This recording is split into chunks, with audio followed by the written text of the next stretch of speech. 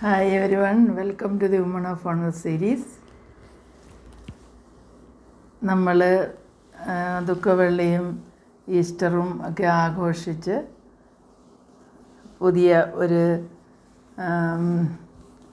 ജീവിതത്തിലേക്ക് കടക്കുന്ന ഈ സമയം ഒരു ദുഃഖവെള്ളി ആഴ്ചത്തെ, അതായത് ഗുഡ് ഫ്രൈഡേയിലെ ചില കാര്യങ്ങൾ, അതായത് ഗുഡ് ഫ്രൈഡേ യേശുക്രിസ്തുവിൻ്റെ ക്രൂസിഫിക്ഷൻ ഡേയിൽ ഫുൾഫില്ലായിട്ടുള്ള പ്രോഫസീസിനെ കുറിച്ചാണ് പറയുവാനായിട്ട് ആഗ്രഹിക്കുന്നത്. ബൈബിൾ പറയുന്നത് 28 പ്രോഫസീസ്, അതായത് പ്രവചനങ്ങൾ അന്നത്തെ യേശുവിൻ്റെ ക്രൂസിഫിക്ഷൻ ദിവസത്തിൽ ഫുൾഫില്ലായി എന്ന് പറയുന്നു. 28 പ്രോഫസീസ് എന്ന് പറയുമ്പോൾ അത് വളരെ ലോങ് ആയി പോവും വീഡിയോ. അതുകൊണ്ട് ഒരു 4 ഭാഗമായിട്ട്, അതായത് 7 എണ്ണം വെച്ച് 4 ചെറിയ ചെറിയ വീഡിയോകളായിട്ട് ചെയ്യാമെന്ന് ഞാൻ ആഗ്രഹിക്കുന്നു. നിങ്ങളെല്ലാവരും അത് സഹകരിക്കുമെന്ന് വിശ്വസിക്കുകയാണ്. അപ്പോൾ പ്രവചനം ഒന്നും ഫുൾഫില്ലാകാതെ പോയില്ല എന്നുള്ളതാണ്. അവൻ്റെ മരണത്തെക്കുറിച്ചും ഒക്കെ പറഞ്ഞിരുന്ന എല്ലാ കാര്യങ്ങളും അതേപടി തന്നെ നിവൃത്തിയാകുകയാണ് ഉണ്ടായത്. അപ്പോൾ നാം നോക്കുമ്പോൾ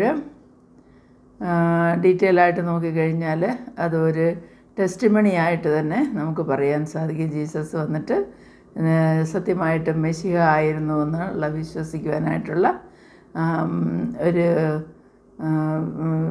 കൂടുതൽ ബലം തരുന്നതായിട്ടുള്ള, അതായത് അവൻ്റെ സഫറിങ്സിനെ കുറിച്ച് പറഞ്ഞിരുന്നതായ എല്ലാ പ്രൊഫസീസും അതേപോലെ നിവൃത്തിയായി എന്നുള്ളതാണ് സത്യം.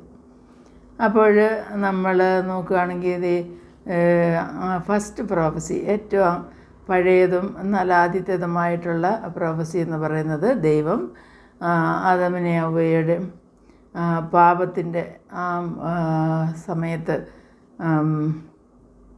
അവരെ തോട്ടത്തിൽ നിന്ന് പുറത്താക്കുന്നതും അതിന് മുമ്പുള്ള ആ ഒരു സംഭവത്തിൽ ആ സമയത്ത് ദൈവം കൊടുത്തതായിട്ട് പറഞ്ഞ പ്രോഫസി, അത് ഉൽപ്പത്തി പുസ്തകം 3-ാം അധ്യായം 15-ാം വാക്യത്തിൽ പറഞ്ഞിരിക്കുന്നു. അത് സ്ത്രീയുടെ സന്തതി വന്നിട്ട് സർപ്പത്തിൻ്റെ തലയെ തകർക്കും എന്നുള്ളത്. ആ പ്രവചനം ഫുൾഫില്ലായത് യോഹന്നാൻ്റെ സുവിശേഷം 12-ാം അധ്യായം 31 മുതൽ 33 വരെയുള്ള വാക്യങ്ങളിലാണ്. അത് ഇങ്ങനെ വായിക്കുന്നു: ഇപ്പോൾ ഈ ലോകത്തിൻ്റെ ന്യായവിധിയാകുന്നു. ഇപ്പോൾ ഈ ലോകത്തിൻ്റെ പ്രഭുവിനെ പുറത്ത് തള്ളിക്കളയും. ഞാനോ ഭൂമിയിൽ നിന്നും ഉയർത്തപ്പെട്ടാൽ എല്ലാവരെയും എങ്കിലേക്ക് ആകർഷിക്കുമെന്ന് ഉത്തരം പറഞ്ഞു. ഇത് താൻ മരിപ്പാനുള്ള മരണവിധം സൂചിപ്പിച്ച് പറഞ്ഞതത്രേ. അപ്പോൾ ഉയർത്തപ്പെട്ടവനായി കുരിശിന്മേൽ മരിക്കുന്ന യേശുവിൻ്റെ മരണത്തിൽ കൂടി സാത്താൻ്റെ സർപ്പത്തിൻ്റെ തലയെ ചവിട്ടി മരിച്ചതായിട്ട് നമുക്കറിയാവുന്ന, അങ്ങനെ ആ പ്രവചനം ഫുൾഫില്ലാകുകയാണ് ഉണ്ടായത്. രണ്ടാമതായി മെശിഹായെ വന്നിട്ട് കട്ട് ഓഫ് ചെയ്യുമെന്നുള്ള കാര്യം, അതായത് അത് അവന് വേണ്ടിയല്ല, പക്ഷേ ദാനിയേലിൻ്റെ ഒരു പ്രവചനത്തിൽ നമ്മൾ വായിക്കുന്നത്, അതായത് ദാനിയേൽ 9-ാം അധ്യായം 26-ാം വാക്യത്തിൽ ഇങ്ങനെ വായിക്കുന്നു: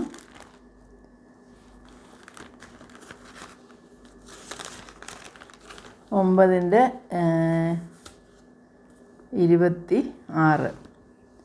62 ആഴ്ചവട്ടം കഴിഞ്ഞിട്ട് അഭിഷിക്തൻ ഛേദിക്കപ്പെടും, അവന് ആരും ഇല്ല എന്ന് വരും. അപ്പോൾ യേശുവിൻ്റെ മരണത്തെക്കുറിച്ചാണ് അഭിഷിക്തൻ ഛേദിക്കപ്പെടുമെന്ന് പറഞ്ഞിരിക്കുന്നത്. അത് വന്നിട്ട് ഫുൾഫില്ലായത് യോഹന്നാൻ്റെ സുവിശേഷം 11-ാം അധ്യായം 50 മുതൽ 52 വരെയുള്ള വാക്യങ്ങളിലാണ്. യോഹന്നാൻ്റെ സുവിശേഷം 11-ാം അധ്യായം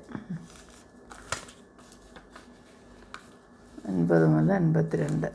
അതായത് ജനം മുഴുവനും നശിച്ചു പോകാത്ത വണ്ണം ഒരു മനുഷ്യൻ ജാതിക്ക് വേണ്ടി മരിക്കുന്നത് നന്ന് എന്ന് ഓർക്കുന്നതുമില്ല എന്ന് പറഞ്ഞു. അവൻ ഇത് സ്വയമായി പറഞ്ഞതല്ല, താൻ ആ സംവത്സരത്തെ മഹാപുരോഹിതനാകയാൽ ജനത്തിന് വേണ്ടി യേശു മരിപ്പാനിരിക്കുന്നു എന്ന് പ്രവചിച്ചത്രേ. ജനത്തിനു വേണ്ടി മാത്രമല്ല, ചെതറിയിരിക്കുന്നതായ ദൈവമക്കളെ ഒന്നായിട്ട് ചേർക്കേണ്ടതിനും തന്നെ എന്ന് ഇവിടെ അന്ന് മുതൽ അവർ അവനെ കൊല്ലുവാനായിട്ട് ആലോചിക്കുന്നതായിട്ട് വായിക്കുന്നു. അങ്ങനെ ആ പ്രവചനം അവിടെ ഫുൾഫില്ലാകുകയാണ്.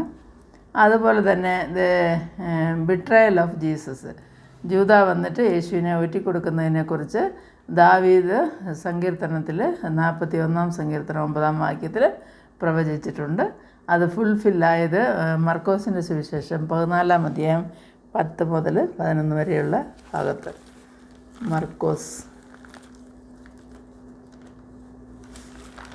മർക്കോസിൻ്റെ 14.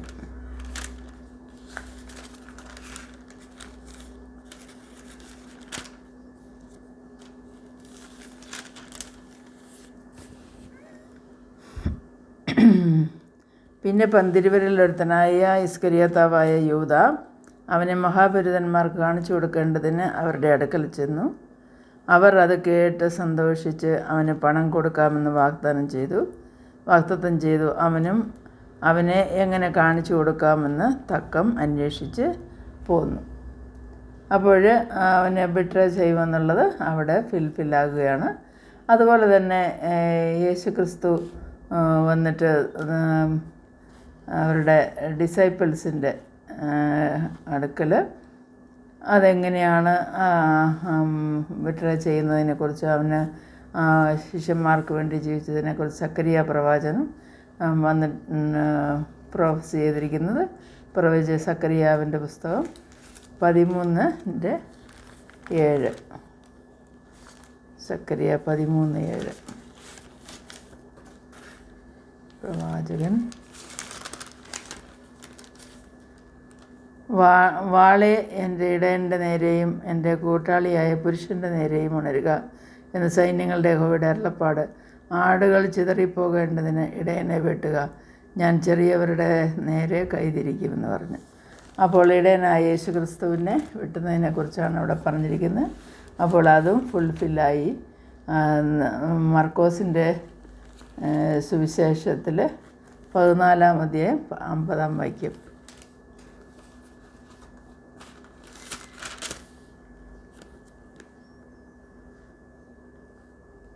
ശിഷ്യന്മാരെല്ലാവരും അവനെ വിട്ട് ഓടിപ്പോയി. അതായത് അവന് തിരുവെഴുത്തിന് നിവർത്തി വരേണ്ടതിനായിട്ട് അതൊക്കെയും അവരോട് കൂടെ നടക്കുകയും ചെയ്യുകയും ദേവാലയത്തിൽ ഉപദേശിക്കുകയൊക്കെ ചെയ്തിരുന്നെങ്കിലും ശിഷ്യന്മാരെല്ലാവരും അവന് സംഭവിച്ച ആ ഒരു അവനെ പിടിക്കുവാനായിട്ട് പരീശന്മാരൊക്കെ പട്ടാളക്കാരൊക്കെ വന്നപ്പോൾ ശിഷ്യന്മാരെല്ലാവരും അവനെ വിട്ട് ഓടിപ്പോയി. അപ്പോൾ അവൻ ആരില്ലാത്തവനായിട്ട് ഇരിക്കുമെന്നുള്ള ആ വാക്യവും ഫുൾഫില്ലായി. അതേപോലെ തന്നെ അവനെ ഒറ്റിക്കൊടുക്കുമ്പോൾ ആ ബിട്രയലിനെ കുറിച്ച് അതിന് എത്ര പൈസ കിട്ടുമെന്നൊക്കെയും സക്കറിയ പ്രവാചകൻ 11 അധ്യായം 12 വാക്യത്തിൽ അതിനെക്കുറിച്ച് പ്രവചിച്ചിട്ടുണ്ട്.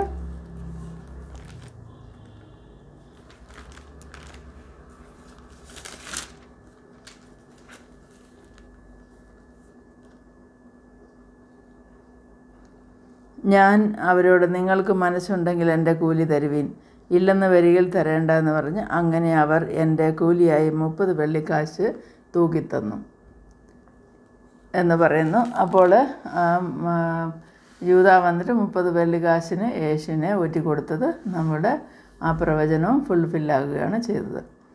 അതുപോലെ തന്നെ അത് മത്തായിയുടെ സുവിശേഷം 26 അധ്യായം 15 വാക്യത്തിൽ അത് എടുത്തു പറയുന്നു.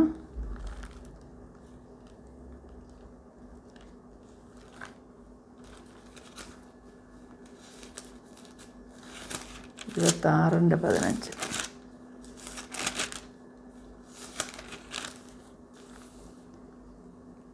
നിങ്ങൾ എന്തു തരും, ഞാൻ അവനെ കാണിച്ചു തരാമെന്ന് പറഞ്ഞു. അവർ അവന് 30 വെള്ളിക്കാശ് തൂക്കിക്കൊടുത്തു.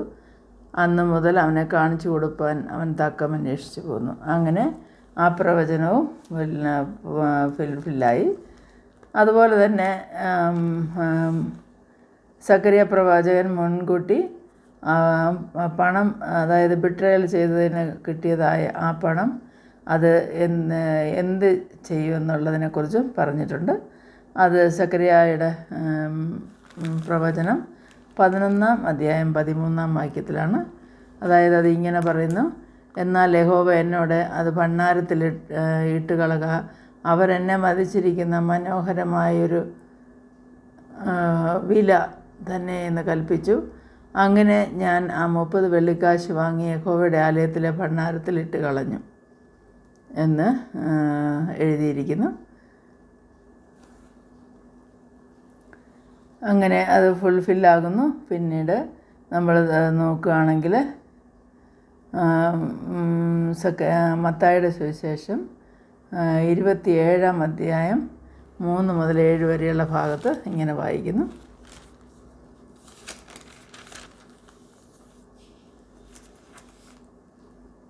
അവനെ ശിക്ഷയ്ക്ക് വിധിച്ചു എന്ന് അവനെ കാണിച്ചു കൊടുത്ത യൂദ കണ്ടു, അനുതപിച്ചു. അത് ആ 30 വെള്ളിക്കാശ് മഹാപുരോഹിതന്മാരുടെയും മൂപ്പന്മാരുടെയും അടുക്കൽ മടക്കി കൊണ്ടുവന്നു. ഞാൻ കുറ്റമില്ലാത്ത രക്തത്തെ കാണിച്ചു കൊടുത്തതിനാൽ പാപം ചെയ്തു എന്ന് പറഞ്ഞു. അപ്പോൾ അവനത് മടക്കി കൊണ്ടുവന്ന് മന്ദിരത്തിൽ എറിഞ്ഞു കളഞ്ഞു എന്ന് നമ്മൾ വായിക്കുന്നു. നീ തന്നെ നോക്കിക്കൊള്ളുക എന്ന് അവർ പറഞ്ഞ് അവൻ ആ വെള്ളിക്കാശ് മന്ദിരത്തിൽ എറിഞ്ഞു എന്ന് എഴുതിയിരിക്കുന്നു. അപ്പോൾ അതും ഫുൾഫില്ലായി. 7-മതായി യെശയ്യാ പ്രവാചകൻ്റെ പ്രവചനം, അതായത് യേശു ക്രിസ്തുവിൻ്റെ സാക്രിഫൈസിനെ കുറിച്ചും അവനൊരു പെസഹ കുഞ്ഞാടായിട്ട്, ദൈവത്തിൻ്റെ കുഞ്ഞാടായിട്ട് അറുക്കപ്പെടുമെന്നുള്ളതിനെക്കുറിച്ചും യെശയ്യാ പ്രവാചകൻ്റെ പുസ്തകം 53-ാം അധ്യായം 7-ാം വാക്യത്തിൽ പറഞ്ഞിരിക്കുന്നു.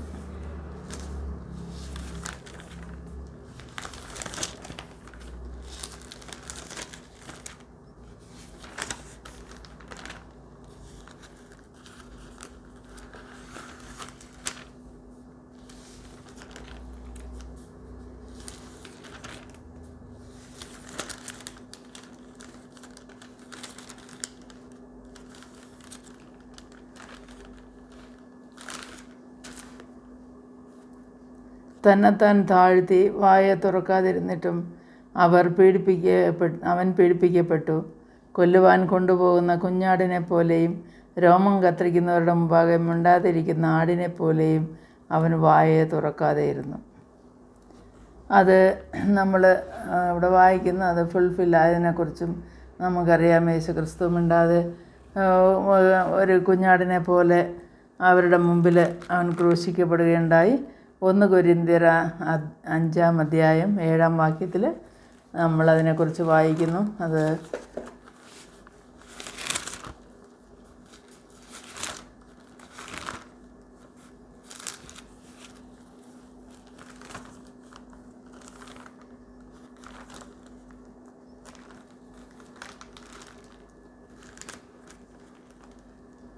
അഞ്ചിൻ്റെ 7.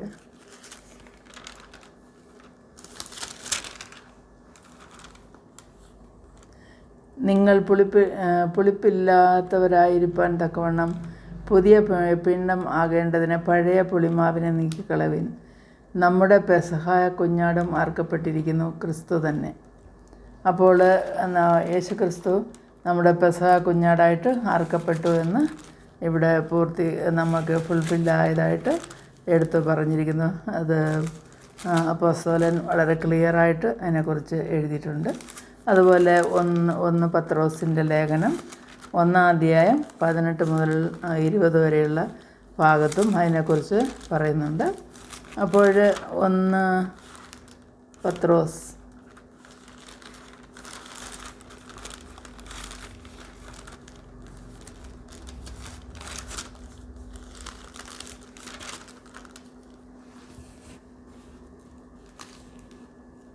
ഇങ്ങനെ വായിക്കുന്നു: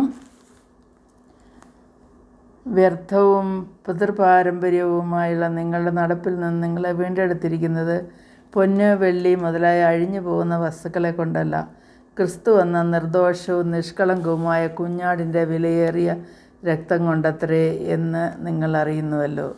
അവൻ ലോകസ്ഥാപനത്തിനു മുമ്പേ മുന്നറിയിക്കപ്പെട്ടവനും അവൻ മുഖാന്തരം ദൈവത്തിൽ വിശ്വസിക്കുന്ന നിങ്ങൾ നിമിത്തം ഈ അന്ത്യകാലത്ത് വെളിപ്പെട്ടതും ആകുന്നു.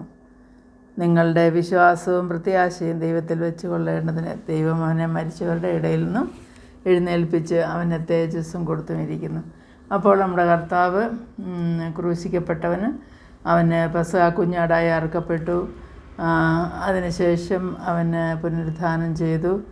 അവൻ വീണ്ടും മരിച്ചവരുടെ ഇടയിൽ നിന്നും ഉയർത്തെഴുന്നേറ്റ് തേജസ്സുള്ളവനായി ദൈവസന്നിധിയിലായിരിക്കുന്നു. നമുക്ക് നമ്മുടെ കർത്താവിനെ അവൻ്റെ കഷ്ടാനുഭവവും അവൻ്റെ കുറിച്ചുള്ള അവൻ്റെ പ്രയാസവും സങ്കടവും എല്ലാം നമ്മൾ ധ്യാനിച്ചു. അവൻ്റെ വേദനയൊക്കെയും നമുക്ക് വേണ്ടിയാണ് അവൻ ഏറ്റതെന്നും നമ്മളുടെ രക്ഷയ്ക്ക് വേണ്ടിയാണെന്നൊക്കെയും നമ്മളെ വീണ്ടെടുത്തത് അവൻ്റെ നിഷ്കളങ്കമായ, അതായത് ക്രിസ്തു എന്ന നിർദോഷവും നിഷ്കളങ്കമായ കുഞ്ഞാടിൻ്റെ വിലയേറിയ രക്തം കൊണ്ടാണെന്നും നാം മനസ്സിലാക്കി നമ്മളുടെ ജീവിതത്തെ പുതുക്കി നമ്മളുടെ വിലയേറിയതായ ആ രക്തത്തിന് മറുവിലയായി നമ്മുടെ ജീവനെ തന്നെ ദൈവം നമുക്കായി കരുതി നമുക്ക് ദൈവരാജ്യം തന്ന് നമ്മളെ സൂക്ഷിച്ചിരിക്കുന്നു. അപ്പോൾ നമ്മൾ ഒരു പുതിയ ജീവിതം, അതായത് ഏറ്റവും ദൈവത്തിനും മനുഷ്യർക്കും പ്രയോജനമുള്ള രീതിയിലുള്ളൊരു ജീവിതം തുടർന്ന് പോകുവാനായിട്ട് നമ്മൾ ആഗ്രഹിക്കുകയും അതോടൊപ്പം അതിനുവേണ്ടി പ്രയത്നിക്കുകയും ചെയ്യണം. ഇങ്ങനെ ഈ പറഞ്ഞതായ 7 പ്രോഫസീസ് ഫുൾഫില്ല് ആയി എന്നുള്ളത് നമുക്ക് വചനത്തിൽ നിന്ന് വായിക്കുവാൻ പറ്റി. വീഡിയോയിൽ കുറവുകളുണ്ട്, ക്ഷമിക്കണം. എന്തായാലും ഇത്രയും കാര്യങ്ങൾ ഷെയർ ചെയ്യാൻ സാധിച്ച ദൈവത്തിന് നന്ദി പറയുന്നു. നിങ്ങൾക്കെല്ലാവർക്കും ഒരു നല്ല ദിവസം നേർന്നുള്ളതും. ഇഷ്ടമായ ലൈക്ക് ചെയ്യാൻ മറക്കരുത്. ബൈ.